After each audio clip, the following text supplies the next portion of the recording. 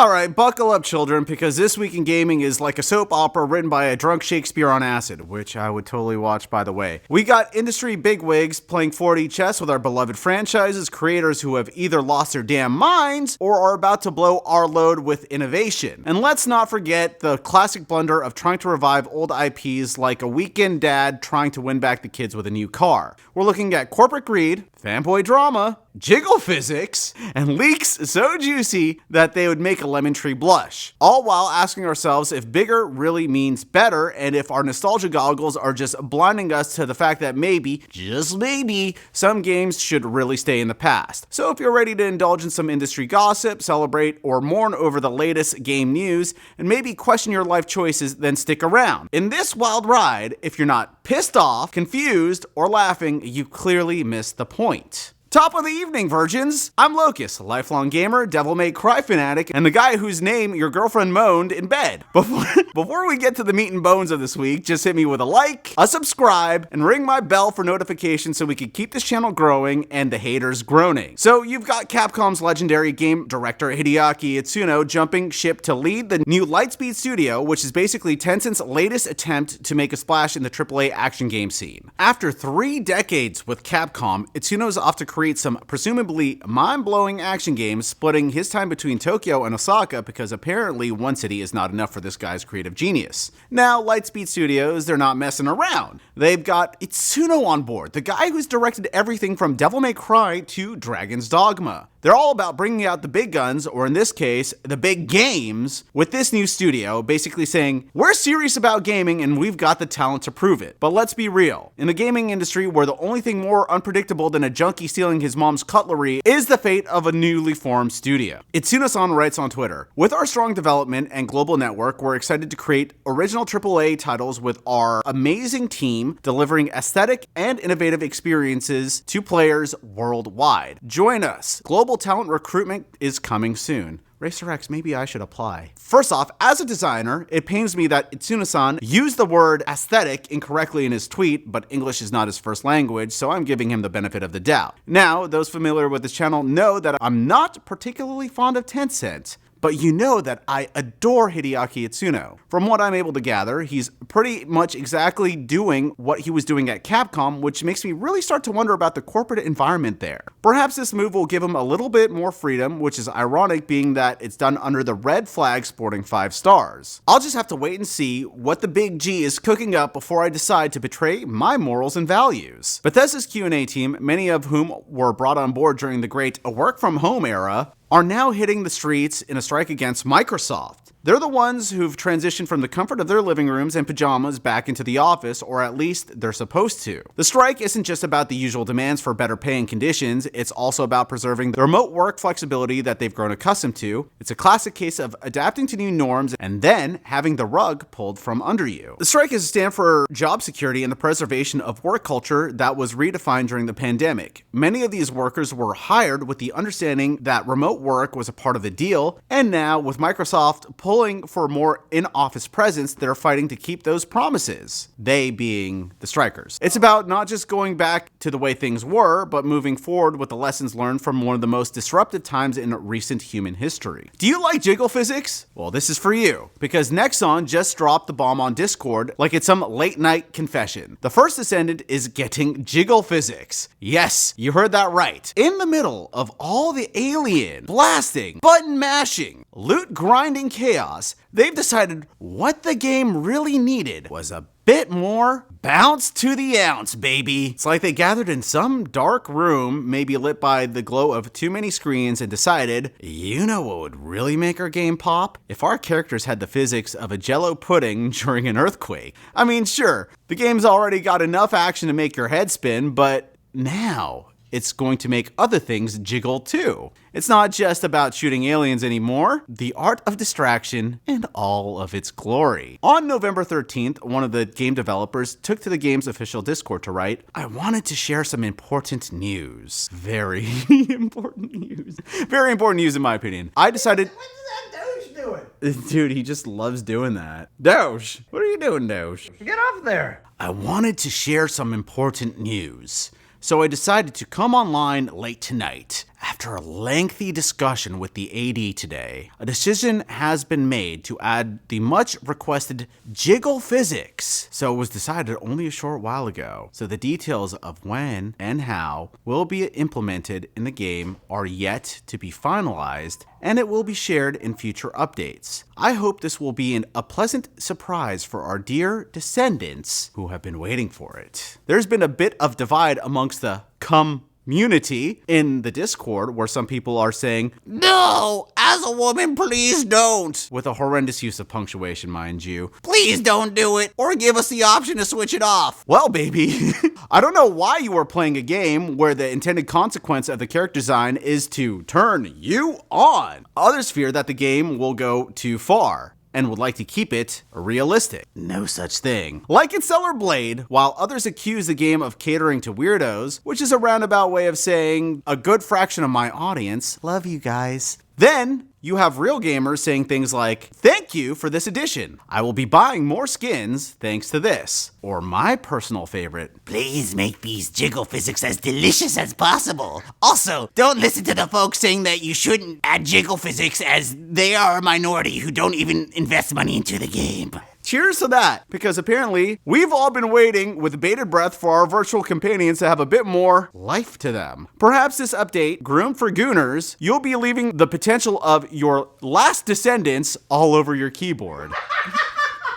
Speaking of Stellar Blade, Master Race Gooners that are fans of modding might have an opportunity to yank that crank and start revving their proverbial engine. So shift up. The developers behind Stellar Blade are throwing a financial fiesta for the third quarter of 2024. They're rolling in the dough because their big name games are raking in the cash like they're the only game in town. We're talking about net revenue and operational profits climbing like they're on some kind of anabolic steroid for cash. Goddess of Victory, Nike, the name you need to know, has been a mobile hit since 2022, still making Koreans go nuts and bust them too. And then there's Stellar Blade. Not just gooner bait, but now million copies have been sold, which is kind of a big deal, adding chunky digits to Shift Up's digital bank account. But they're not stopping there. No sirree, Bob. They've got bigger plans, aiming to lasso in even more players. Stellar Blade is coming to the PC next year, hitting both Steam and Epic Games Store. Because apparently, one platform in a bra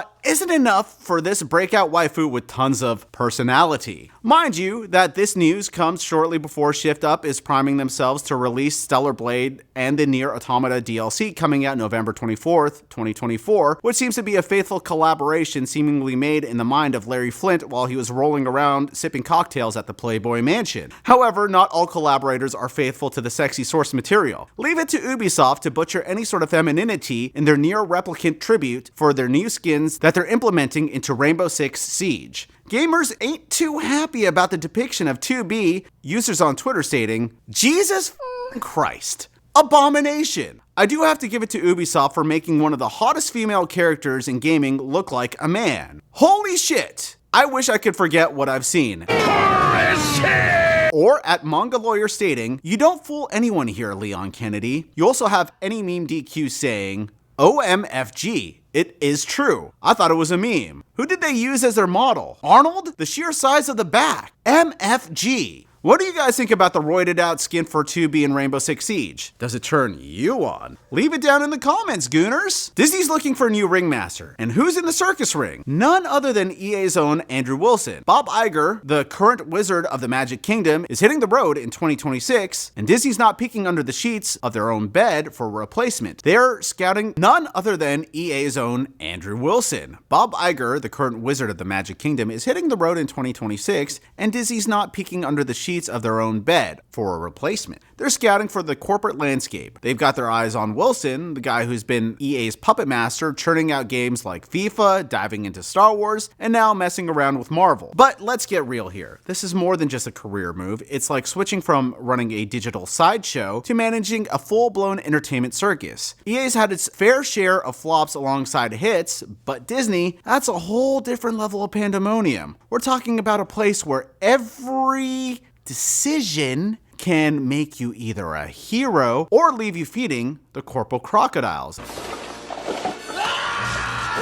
If Wilson takes the helm, he'd be doing more than changing offices. He's stepping into the captain's seat of the SS Disney, charting a course through the treacherous waters of blockbuster budgets, parked pandemonium, and the ever-evolving streaming wars. It's like a high-stakes game, but then again, in Tinseltown isn't everything. However, Disney better hope that they don't go down the same financial drain as their collaborator on the Kingdom Hearts series, Square Enix. Square Enix, the house of Final Fantasy and Kingdom Hearts, just took a financial nosedive that would make even the most seasoned gamer wince. Alongside the PC release of Final Fantasy XVI, at least at the time of recording this, selling an underwhelming 289,000 copies. Their stock plummeted, shaving off a cool $350 million from their market value. And you know what? It's kind of a wake-up call. A big one. Like when you realize that the conspiracy theorists that are telling you that Adderall will kill your libido, but you and your hot date realize it a little bit too late. It seems as though that the market's not too keen on their latest moves, or maybe it's just the whispers of their dalliance with the companies like Sweet Baby Inc. that's got everyone's knickers in a twist. Speaking of Sweet Baby Inc., as reported last week, recently collaborated with the Powell Group. Guess the Powell Group doesn't want the general public to know about what they do in between the sheets together, so they attempted to scrub all the evidence of SBI's involvement from their website. But it turns out that they forgot to scrub SBI from their vendor list. It turns out that they missed a jizz stain on those sheets, I suppose. Well, as you know, Sweet Baby Inc., or as a viewer on this channel commented, a shagging Bowser Inc., check the cards to figure out what we're talking about, is the company that thinks that they're the moral compass of the gaming world. Well, their former employee Grant Roberts has basically said that they're not just sticking to their guns, they're upgrading to a bigger, louder cannon. Apparently, the whole world's turning into a big, inclusive playground, and Sweet Baby Inc. is the one pissing down the slide and pushing everyone down whether they like it or not. Personally, I'd take a real urine-infested water park over the slop they lube their attractions with instead. But let's be real, it's not just about making games, it's like they're on some sort of crusade to make every game a diversity workshop. They've got silent nods from developers, but nobody's exactly shouting from the rooftops. Roberts, however, he's all for it, saying he'd dive back into their pool of righteousness or throw them a lifeline himself. It's not just games that they're making, it's a statement that they're going to keep making it loud and clear until the gaming world either applauds or walks away. And at this rate, it's kind of looking like the latter. Alright kids, it's time to talk about Dragon Age of Veilguard. Apparently dedicating one video, linked in the cards, is not enough to contain the dumpster fire of a game. Where do we even begin? Perhaps we should start with the ever so fickle reaction from game journalists, which once seemed to throw roses in the game's direction, now we're sending those roses to throw it down into the grave Bioware seems to be digging for itself. It's almost as though that the developers have attempted to court a crowd that's impossible to appease. PC Gamer, which gave the game a 7.9 out of 10, says, Dragon Age of Veilguard's leap forward in trans inclusion comes from a heartfelt place, but its problems left me feeling frustrated, angry, and tired. And then goes on to say, but I've got to be honest about how I feel. Nothing more, nothing less. It's a message that Tash tries to put forward after all. Don't tell me who I am! And yet, Dragon Age of Veilguard is so afraid to tell me who I am in its setting,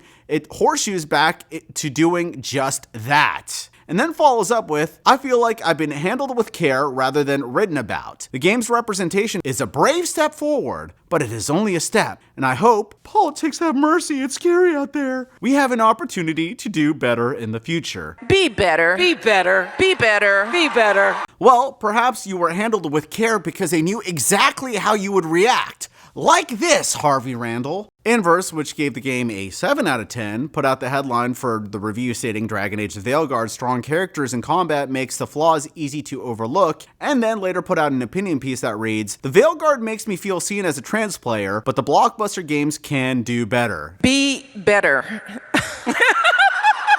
Or how about IGN, which gave the game a 9? In another opinion piece, the headline reads, The Veilguard is awkwardly in conflict with itself, torn into pieces that reflect a sequel to a decade-old RPG and a fresh beginning with no ties to what came before. In what can be, unburdened by what has been. At the end of the paragraph also writes, Torn in between continuing its traditional role-playing legacy and starting afresh as a modern action RPG, the end result is an awkward sequel trapped in a cage made of reboot ideas. After years and years of faltered steps, I understand why Bioware landed on this particular very mainstream AAA formula, but I wish it was inspired by the undying mass popularity of The Witcher 3, a full-on nerdy RPG, rather than veer closer to Sony's palatable RPG-ish approach for modern God of War. But that that ill-defined shape is often what uneasy development cycles get you. Well, it appears Vice, ever the paragon of journalistic integrity,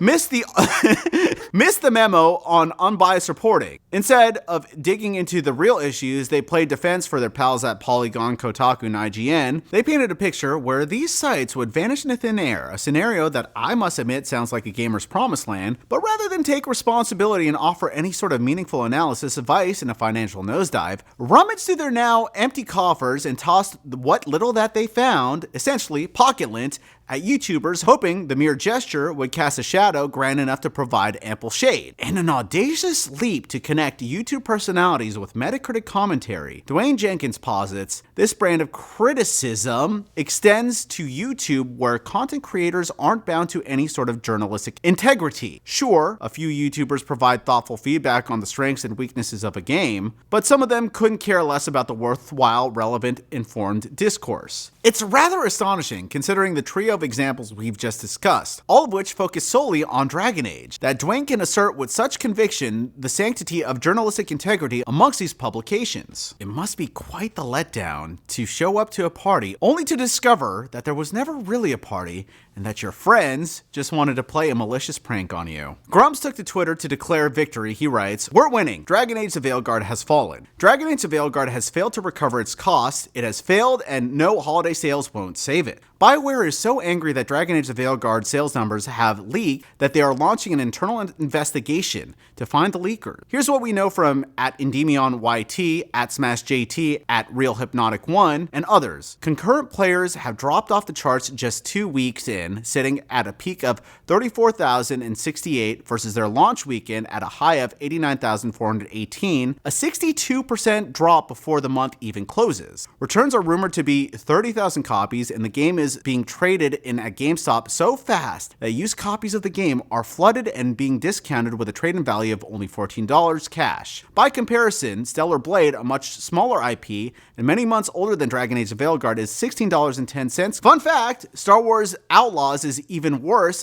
at just $11.90 cash. Stellar Blade wins again. Dude, titties sell. What can I say? Total sales of Dragon Age the Veilguard have only just crested 1 million copies in 2 weeks. Budget is rumored to be at 250 to 300 million for the game, making it fall well short of breaking even. If you take most games' sales profit at around 70 to 80% of list price, after store markups and digital platform fees, a $300 million budget would need around 6 to 7 million copies sold. This is where I differ from most other estimates who say 4 to 5 million. Dragon Age the Veilguard has failed. They will see a tiny surge in sales in the holidays, but not much. Total copies will barely reach 2 million by the next year unless they start giving it away. Expect heavy discounts and bundles to make this number seem bigger than it is. Gamers have rejected the heavy-handed, woke, preachy politics for one, and Dragon Age fans have rejected new graphics and action-oriented gameplay, which feel very alien to the franchise. You can do diversity right without preachy HR lectures disguised as story, and you can do very, very wrong like Dragon Age the Veilguard. We're winning. Everybody fights, everybody builds, nobody quits. Gamers, rise up. If you want to see these sources, go check out the description. I mean, it's kind of hard to argue with this, especially given the fact that GameSpot locked the replies in its Veilguard review. So what do you guys think? Is Grumps declaring victory too early? Is it over for Bioware? Will we ever see another Mass Effect because of this flop? Just let me know in the comments. The gaming legacy media, despite having mud all over their shiny faces, are still being propped up by what could very well be their co-conspirators, in this case, the gaming awards. Let's dive into this rabbit hole. According to their now, upon discovery, mysteriously scrubbed website, the jury panel for these gaming awards was made up of some, let's just say,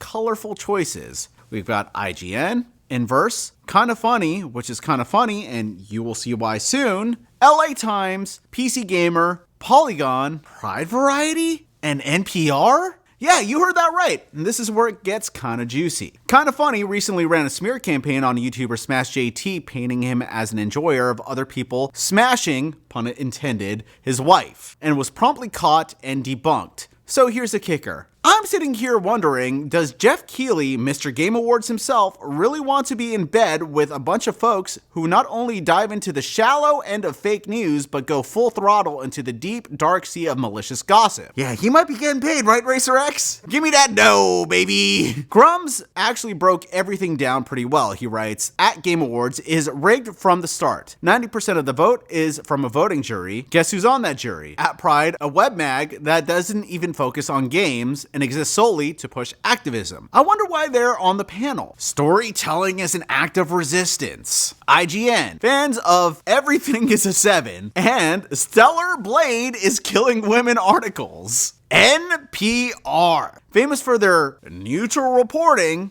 and also little to do nothing with video games. Kinda Funny, at Kinda Funny Vids, whose Andy Cortez targeted Smash JT, the same Andy who called gamers misled grifters for criticizing DEI. At PC Gamer, who just published the BSADL report about Steam, quote-unquote, normalizing hate and extremism in gaming. We'll talk a little bit more about that later. None of this represents gamers or what gamers value. Most of the outlets have slandered gamers, gaslit them, or pushed for DEI in gaming. The Game Awards really has curious picks for their jury, and it has nothing to do with great games. Wukong and Stellar Blade will be snubbed, Dragon Age Veilguard will be lauded and propped up. It's all fake. What I love is that game journalists have a stigma on them that paints them as people that are not great at video games. And I absolutely love how these elitists are the ones on their stupid high horse thinking that they're tastemakers in this day and age. I don't know, I'm getting sick and tired of this club of inept gatekeepers, spinsters, and their garbage politics. I said it before in this video and I'll say it again. Gamers, rise up! Are you a size king or queen? Well, I got bad news for you. You're at odds with the Yakuza franchise. Creator Toshihiro Nagoshi. He just dropped some wisdom bombs about the video game industry that I personally can't help but agree with. He's saying that the days of games trying to outdo each other with massive sprawling maps and endless hours of gameplay are about to bite the dust. Because apparently the world has gone mad with game releases and there's just too much out there for the average Joe to handle. Nagoshi's like, it's not just about how big your game is anymore, it's about how much fun is packed into each inch. You hear that, little guy? It's about the motion, not the ocean. Nagoshi ain't just talking the talk, he's walking the walk over at his new gig at NetEase. He's currently sculpting a game world, but instead of going all out with a map that could wrap around the planet twice, he's thinking about trimming the fat, making it just big enough to keep you entertained without turning it into a second job. He's all about creating a dense, engaging environment where you're not just running from one checkpoint to another, but actually getting lost in the good old-fashioned drama and silliness. It's like he's saying, let's focus on making games feel like a Tarantino flick. Punchy, profound, and packed with personality. Omoroi. Color me intrigued, Nagoshi-san. Alright, listen up, because this is the kind of juicy behind-the-scenes drama that you'd find in a Hollywood writer's room. Blizzard, the folks behind World of Warcraft, had a little secret slip out of their digital bag. A remastered version of Warcraft and Warcraft 2 is in the works. Now imagine the excitement, the nostalgia, like finding an old, well-loved mixtape in your drawer. But the twist, this leak came right before their big 30th anniversary stream where they promised quote-unquote something for everyone. Now everyone's betting that this remaster was supposed to be the grand reveal. Here's where it gets even better. Blizzard hasn't said a word, playing it cool like they're not even in the room. But evidence is out there on their own servers. Logos and the whole shebang. It's like they've accidentally left the script on the table before the premiere. Fans are torn between excitement and cautious skepticism, remembering how Warcraft 3 Reforged didn't exactly live up to the hype. Maybe this time Blizzard will get it right. Warcraft 2 is one of those games that I have crazy childhood memories with. These days, I'm not into RTS games, but nostalgia beckons. Will you guys be picking this up? Let me know in the comments. Oh, update! It's officially been announced. Good stuff! Alright, get ready, because the ADL's latest escapade is part of their grand tour to police not just thoughts, but pixels as well. They've got their eyes on Steam, claiming it is a playground for digital hate. But let's peel back the curtain on this charade. It's not just about protecting the innocent from the evils of extremism. Oh no! It's about the ADL's attempt to stretch their moral authority into every nook where they can find a keyboard, a screen, and someone who just wants to say slurs in peace. They're not content with just calling out real-world hate. They're now the censors of avatars, mods, and Pepe the Frog memes. And why? Well, it's not just about moral righteousness. It's about power plays. The ADL is flexing its muscles in an industry where they've got no more business than a priest tossing bills at a strip club. They're not here to just save gaming from itself. They're here to dictate the narrative, to control the discourse in places that they've never had a say. By spotlighting symbols and snippets of text, tackling hate, they're expanding their territory in the ever-growing digital market. It's less about combating extremism, more about extending their brand of censorship where every offensive image or word becomes a trophy on their wall for their influence. To my estimation, this is one of those idle hands are the devil's workshop kind of scenarios. Someone stick a controller in their hands and an Xbox Live headset, and I'll give them 5 minutes before they start yelling slurs at women and minorities. Well, in something that doesn't come as a surprise, this happened as Pirate Nation sarcastically says, this is all 100% organic and totally not coordinated at all. They have no idea what would happen if they get caught in our ire. Which is why I say again, gamers, rise up. Well. If it isn't for Arrowhead Game Studios playing Galactic God again with their beloved Helldivers 2. Shortly after introducing the long-awaited Democratic Space Station feature in the game, they've teased us with whispers of a grand update to the Galactic War map, promising changes that will turn our heads faster than a stripper with a new pole. The community manager, Twinbeard, dropped a hint on Discord like some cosmic breadcrumb suggesting that the game's map has been a bit too opaque, too much like trying to navigate life through a foggy hangover. There's no concrete details, no roadmap, just a vague promise of quote-unquote more visible info. It's like they're trying to tease us with the possibility of actual tangible progress in this intergalactic tug of war. But let's not hold our breath. In the world of gaming, coming soon can mean anywhere from next week to never. So while we wait, we're left to ponder over our space beer, wondering if these changes will truly make a difference, or if it's all just another developer's ploy to keep us glued to our screens, hoping for something better down the horizon. Me personally, I'm crossing my fingers, but not holding my breath, for the long-awaited third faction, the Illuminate, finally making their official debut in the game. But they keep on teasing them! Speaking of which, I play Helldivers 2 all the time on that purple icon streaming platform. Maybe you should give me a follow there. I want to hang out and chat with you guys. The link is in my bio. Is Xbox officially done? Xbox top guy Phil Spencer is saying that any Xbox game could come to the PlayStation. He's quoted in saying, "I do not see any sort of red lines in our portfolio that say, thou must not. Halo might be an option, but it's too early to tell." Well, that would be a smart business move, being that the PS5 Pro sold 23% more units in Japan at launch compared to the PS4 Pro. Guess Phil is seeing the writing on the wall that the PS5 Pro is probably doing better than anticipated. From Software's big boss, Kotokoa Corporation, just threw down the gauntlet with news that they're cooking up 20 new console games. That's right, not 5, not 10, but 20. And if you're into the whole gritty and masochistically challenging vibe, you might get your fix with new entries in the Armored Core or Dark Souls series. Perhaps, maybe, just maybe, they'll throw us a bone with a Sekiro sequel, or hell, even give us a remaster of some classic to make us feel old. But let's not kid ourselves. You guys are secretly hoping for a Bloodborne PC port or something equally as soul-crushing. Well guys, Sega just whispered sweet nothings into the fighting game aficionado's ear. They're cooking up that new Virtua Fighter. That's right, after what feels like an eternity of waiting, Sega's global head of transmedia, Justin Scarpone,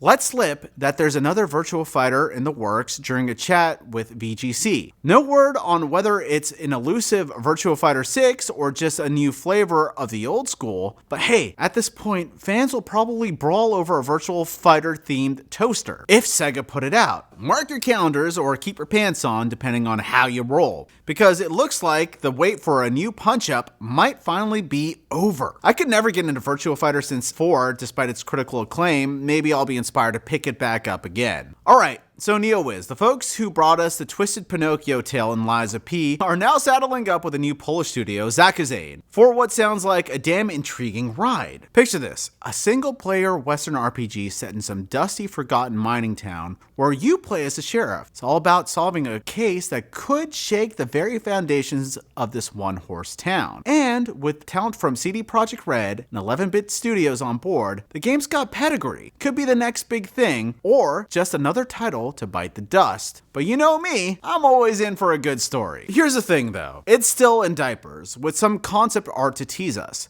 but the vibe's there, so you can feel it. It's like Wild West meets existential dread, and with NeoWiz backing it, there's a chance it could turn into something very special. They're talking about creating a long-lasting franchise which is ambitious as hell, but it captures the same eerie, beautiful essence of Lies of P. Sign me up. Lies of P was one of my favorite games of 2023, to the point where I got the Platinum Trophy. Yes, yes, yes, ice cream's so good. So this could be the game that makes you cancel plans, ignore your therapist's calls, and send your baby mama on a one-way vacation to Silent Hill. So, what do you guys think? Which news makes you want to call your therapist? Which news has you feeling as though your pants got a little too tight? And which news makes you want to spit hot fire into the mic? I want to know in the comments. I'm Locust. I think you guys are fantastic most of the time. And I'll catch you in next week's roundup. Bye-bye. And if you guys haven't checked out the community tab section yet, I'm posting there much more frequently now. Who knows, maybe one of your comments will make it into my next video. And you know what? Feel free to be an awful person there with me.